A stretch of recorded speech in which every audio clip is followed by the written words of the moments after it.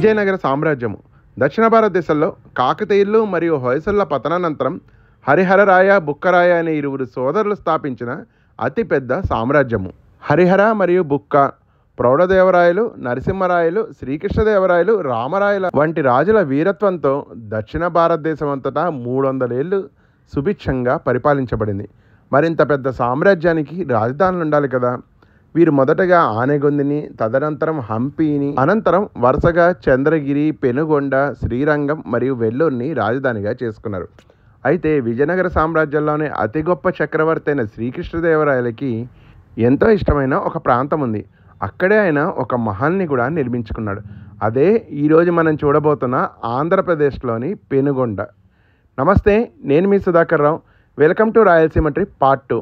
ఈ వీడియోలో మనం పెనుగొండ ఒక చరిత్ర, అక్కడ చూడవలసిన ప్రదేశాల గురించి తెలుసుకుందాం. పెనుగొండ ఏ నెగ్లెక్టెడ్ హిస్టారికల్ ప్లేస్. ఎలా అయితే కర్ణాటకలోని హంపి పర్యాటకంగా అభివృద్ధి చెంది ప్రాముఖ్యతను సంతరించుకుందో, అలానే మన ఆంధ్రప్రదేశ్లోని ఈ పెనుగొండ కూడా అంతే ప్రాముఖ్యతని సంతరించుకోవాలి. ముందుగా మనం సందర్శించబోతున్నాము పెనుగొండ ఫోర్ట్. ఈ ప్రాంతంలో మొదటగా కోటను నిర్మించింది హొయసల రాజులు. అనంతరం 13వ శతాబ్దం నుంచి 16వ శతాబ్దం వరకు విజయనగర రాజుల అధీనంలో ఉండి ఎంతగానో అభివృద్ధి చెందింది. ముఖ్యంగా శ్రీకృష్ణదేవరాయలు, తిరుమల రాయల కాలంలో ఇక్కడ అనేక దేవాలయాలు నిర్మించాయి. అయితే నూతనంగా నిర్మించిన ఈ ఘాట్ రోడ్ని ఇస్కాం సంస్థ వాళ్ళు నిర్మించారు. దీన్ని బైకర్స్ ప్యారడైజ్ అంటారు. దేశంలోని వివిధ ప్రాంతాల నుంచి బైకర్స్, ముఖ్యంగా హైదరాబాద్ నుండి, బెంగళూరు నుండి, చెన్నై నుండి ఘాట్ రోడ్ని చూడడానికి మాత్రమే వస్తారు. వన్స్ మనం ఘాట్ పైకి చేరుకున్న తర్వాత శిథిలావస్థలో ఉన్న ఒక పురాతన దేవాలయాన్ని, కోనేరుని మరియు కోట భాగాల్ని చూడొచ్చు. ఇక్కడ మనం చూస్తున్న ఈ దేవాలయాన్నే శ్రీ లక్ష్మీ నరసింహస్వామి దేవాలయం అంటారు. ఈ దేవాలయాన్నే ఇస్కాన్ సంస్థ వాళ్ళు ఇప్పుడు అభివృద్ధి చేయదలిచారు. ఒకసారి మనం ఈ పురాతన దేవాలయాన్ని సందర్శిద్దాం. ఈ దేవాలయాన్ని శ్రీకృష్ణదేవరాయల వారు 15వ శతాబ్దంలో నిర్మించడం జరిగింది. మన ఆంధ్రప్రదేశ్లోని కొందరు నీచులకి ఒక చెడ్డ అలవాటు ఉంది. పురాతన దేవాలయాలు కానీ, కోటలు కానీ కనిపిస్తే వాటిని గుప్త నిధుల వేట కోసం ధ్వంసం చేస్తూ ఉంటారు. అలా ధ్వంసమైన దేవాలయాల్లో ఒకటే మనం చూస్తున్న ఈ లక్ష్మీ నరసింహస్వామి దేవాలయం. పూర్తిగా విధ్వంసానికి గురై ఎక్కడికక్కడ స్తంభాలు చెల్లాచెదురుగా పడి ఉన్న ఈ దేవాలయం లోపలికి ప్రవేశించగానే నాకు ఎంతగానో బాధ కలిగింది. 500 ఏళ్ల చరిత్ర కలిగిన ఈ దేవాలయాన్ని ఇలా ధ్వంసం చేయడం చాలా బాధగా కనిపించింది. ఇదే దేవాలయంలోని లక్ష్మీ నరసింహస్వామి విగ్రహం. చుట్టూ ప్రాంతం చూడండి ఎలా ఉందో. ఇక్కడ పలు అభివృద్ధి కార్యక్రమాలు అయితే ఇస్కాన్ వాళ్ళు చేస్తున్నారు. రాబోయే 2-3 సంవత్సరాల్లో ఈ ప్రాంతం ఇంకా అభివృద్ధి చెందుతుందని కోరుకుందాం. ఇక్కడ దగ్గరలోనే ఒక మండపము మరియు ఒక పెద్ద కోనేరు కూడా కలదు. ఇక్కడికి వచ్చే టూరిస్టులు, బైకర్స్ అంతా ఘాట్ రోడ్ వరకే చూస్తారు కానీ ఈ శిథిలావస్థలో ఉన్న దేవాలయాలని కానీ, మండపాలని కానీ ఎవరూ పట్టించుకోవడం లేదు. ఇదే నేను చెప్పిన ఒక పురాతన కోనేరు లేదా మెట్ల బావి. కొండ పైభాగం ఎంతో ప్రశాంతంగా ఉంది. ప్రస్తుతం ఇది అక్టోబర్ నెల అయినప్పటికీ పూర్తిగా మబ్బులతో నిండి ఉంది. ముఖ్యంగా పెనుగొండ ఫోర్ట్ చాలామంది సందర్శించడానికి వచ్చేది ఈ ఘాట్ రోడ్ని మరియు ఉదయాన్నే సూర్యోదయాన్ని చూడడానికి. అయితే ఈరోజు వాతావరణం పూర్తిగా మబ్బులతో నిండి ఉండడం కారణంగా సూర్యోదయాన్ని జనాలు చూడలేకపోయారు. ఇప్పుడు సమయం ఉదయం 8 గంటలు. వాతావరణం చూడండి ఎలా ఉందో. ఈ ఘాట్ గుండా మనం ప్రయాణించడానికి ఏ విధమైన ప్రవేశం ఉండదు. సుమారు 10 కన్నా ఎక్కువ హెయిర్ పిన్ బెండ్లతో ఎంతో సుందరంగా బైకర్స్ ప్యారడైజ్గా పిలువబడుతుంది ఈ పెనుగొండ ఘాట్ రోడ్.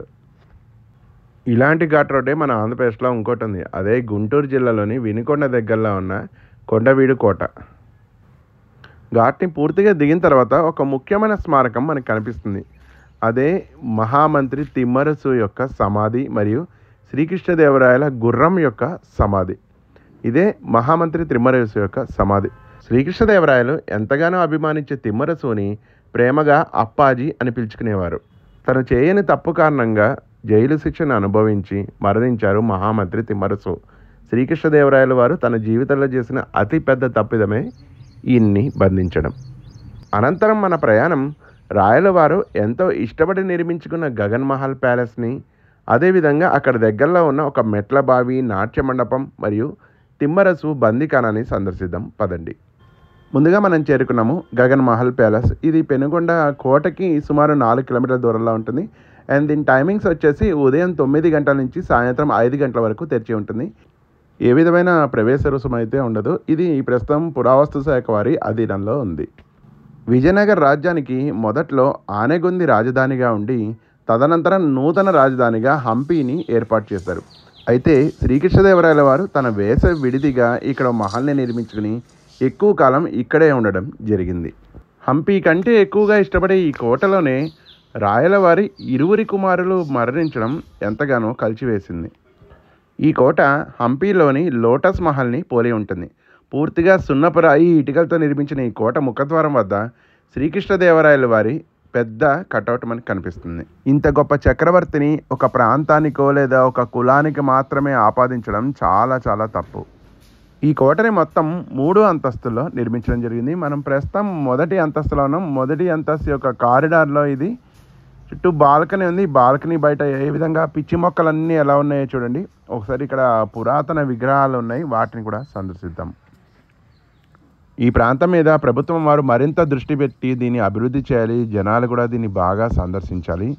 అండ్ ముఖ్యంగా మన రాష్ట్రంలోని వాళ్ళందరికీ కూడా ఈ ప్రాంతం గురించి తెలిసే విధంగా చేయాలి. ఇక్కడ పురాతనమైన విగ్రహాన్ని మనం చూస్తున్నాము. వెంకటేశ్వర స్వామి, కాలభైరవుడు, అమ్మవారితో ఉన్నారు. ఇక మళ్ళీ మనం కోటలోకి ప్రవేశిద్దాము. మనం 2వ అంతస్తులోకి ప్రవేశిస్తున్నాము. ఆంధ్రప్రదేశ్లోని హిందూపురం, పెనుగొండ మరియు కర్ణాటకలోని చిక్బల్లాపూర్, బెంగళూరు ప్రాంతాల వాతావరణం అంతా ఒకే విధంగా ఉంటుంది. అందుకే శ్రీకృష్ణదేవరాయలు తన సమ్మర్ క్యాపిటల్గా ఇక్కడే మార్చుకుని ఇక్కడే ఎక్కువ కాలం నివసించడం జరిగింది. శ్రీకృష్ణదేవరాయల మరణానంతరం సుమారు 40 సంవత్సరాల అనంతరం రామరాయల పరిపాలనా కాలంలో తల్లికోట యుద్ధం జరిగి విజయనగర సామ్రాజ్యం పతనమైంది. అప్పుడు వారి రాజధానిని హంపీ నుంచి ఈ పెనుగొండకి మార్చడం జరిగింది.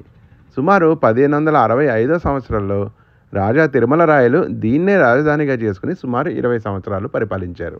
అనంతరం గోల్కొండ నవాబులు, మైసూరు సంస్థానం వాళ్ళు, టిప్పు సుల్తాను, చివరిగా మరాఠాలు మరియు బ్రిటిషర్సు ఈ పెనుగొండని పరిపాలించడం జరిగింది.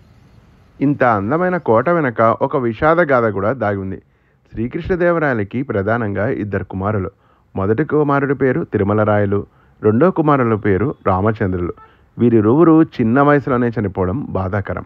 రాయలవారి కుమారుడు మరణించడానికి మహామంత్రి తిమ్మరసు విషప్రయోగం చేశారనే అపవాదు పడడంతో తన తండ్రిలా భావించే అప్పాజీని సరైన విచారణ జరపకుండా బంధించడం జరిగింది. ఇప్పుడు ఆ ప్రదేశాలనే మనం చూడబోతున్నాం. పెనుగొండ ప్యాలెస్కి సమీపంలో 4 ముఖ్యమైన ప్రదేశాలు ఉన్నాయి. అందులో మొదటిది మహామంత్రి తిమ్మరసు సమాధి.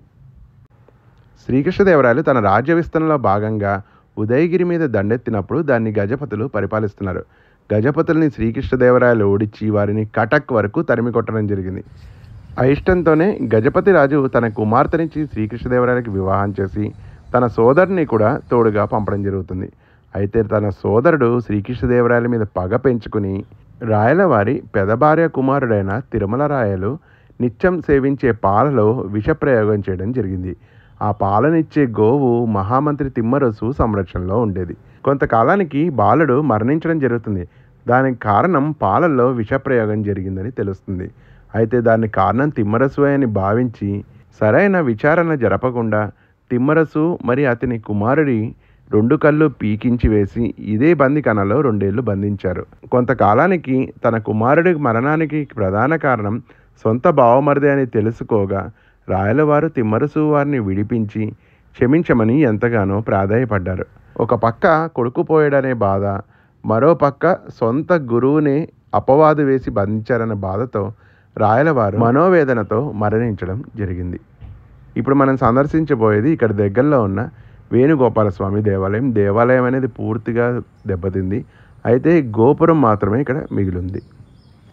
తెలుగు మరియు కన్నడ సంస్కృతులకి స్వర్ణయుగంగా చెప్పబడే శ్రీకృష్ణదేవరాయల కాలంలో 30 సంవత్సరాల వరకు అద్భుతంగా పరిపాలించిన రాయలవారు తన చివరి రోజుల్లో ఎంతో మనోవేదనకు గురై మరణించడం జరిగింది. ఈ దేవాలయ గోపుర దర్శనానంతరం ఇక్కడ చూడవలసిన మరో ముఖ్యమైన ప్రదేశం మెట్ల బావి. దీన్నే బసవన్న బావి అని కూడా పిలుస్తారు. దీని నిర్మాణం చాలా చాలా అందంగా ఉంటుంది. మనకి తమిళనాడులోని గంగైకొండ చోళపురంలో ఒక పెద్ద బావి ఉండి దాని ముఖద్వారం దగ్గర ఈ విధంగా నంది ఆకారం ఉంటుందో అలానే ఈ పెనుగొండ దగ్గర కూడా ఈ విధంగా ముఖద్వారంలో నంది నిర్మాణాన్ని నిర్మించారు. ఇక్కడ ఈ నిర్మాణం ఉందని చాలామంది పర్యాటకులకి తెలీదు. ఇదే ప్రాంతంలో నాని హీరోగా నటించిన కృష్ణగాడి వీరప్రేమ గాథ అనే మూవీని తీయడం జరిగింది. ఇదే ఆ మూవీలో చూపించిన సన్నివేశం. ఈ ప్రాంతాన్ని మరింత అభివృద్ధి పరచాల్సి ఉంది. ఇక్కడ సమీపంలోనే ఒక నాట్య మండపం కూడా ఉంది. అయితే ప్రస్తుతం ఆ ప్రాంతం చాలా అధ్వానంగా పిచ్చి మొక్కలతో నిండి ఉండడం కారణంగా మేము అది చూడడానికి వెళ్ళలేదు. ఈ పెనుగొండ అనేది బెంగళూరుకి సమీపంలో ఉండడం కారణంగా ఇదంతా చల్లని వాతావరణంతో పచ్చని కొండలతో ఎంతో ఆహ్లాదకరంగా ఉంటుంది. పెనుకొండ భారతదేశంలోని అతి పొడవైన హైవే అయిన NH-44కి అతి సమీపంలోనే ఉంటుంది.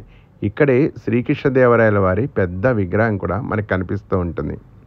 అనంతరం మనం సందర్శించబోయే మరో ప్రదేశం నూతనంగా నిర్మించిన కుంభకర్ణ థీమ్ పార్క్. ఇక్కడ పార్కు మరియు రెస్టారెంట్ కూడా ఉంటుంది. దీన్ని ఈ మధ్య కాలంలోనే నిర్మించడం జరిగింది. అయితే ఇది పెనుగొండ పట్టణానికి కొంచెం దూరంగా ఉండడం కారణంగా అంతగా అభివృద్ధికి నోచుకోలేదనే చెప్పాలి.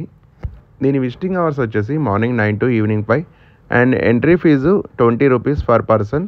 లోపలికి వెళ్ళడానికి ఒక చిన్న వే కూడా ఉంటుంది. ఈ విధంగా మనకి కుంభకర్ణ థీమ్ పార్క్. ఒకవేళ మీరు పెనుగొండ వస్తే దీన్ని కూడా సందర్శించడానికి ట్రై చేయండి.